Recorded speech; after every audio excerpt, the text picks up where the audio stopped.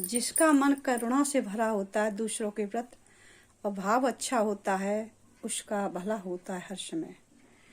करुणा प्रेम का जो दूसरों पर निछावर करता है, उसके ऊपर ईश्वर निछावर करता है हमेशा।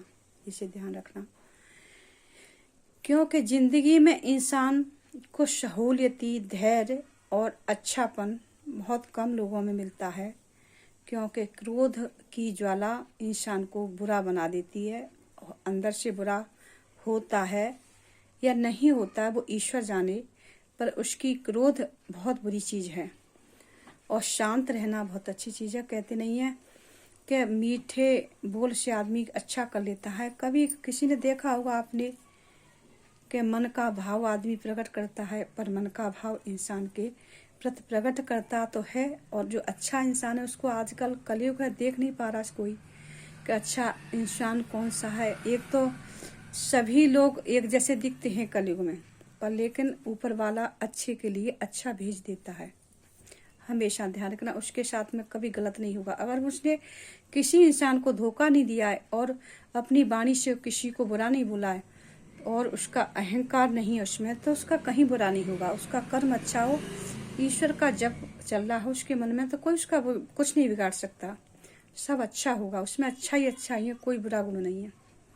क्योंकि ऐसे ईश्वर के भक्त होते हैं। ये कलयुग में भी भक्त प्रकट हो रहे हैं। कलयुग में भी कहते हैं कि भगवान हैं, तभी तो ईश्वर घर में, हर घर में पूजा पाठ हो रहा है, जप तप हो रहा है।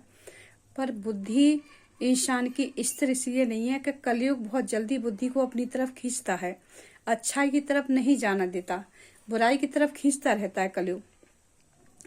अच्छाई की तरफ बुद्धि उसी की जाती है जो प्रभु में लीन रहता है और प्रभु के चरणों का दास है और सब कुछ प्रभु को हवाले कर देता है।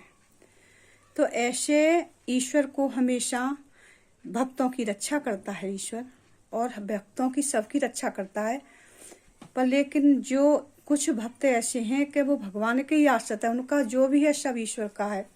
हर भक्त नहीं ऐसा हो सकता, क्योंकि भगवान तो सदैव सब में वास करते हैं, गुणी हैं, अवगुणों को निकालते हैं। जो इंसान के अंदर अवगुण होते हैं सब निकालते हैं।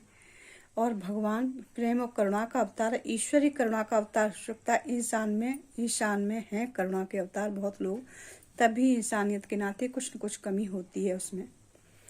अच्छाई और सारी गुण अच्छे और हमेशा सद्गुण सत्य विचार, वही एक ईश्वर है।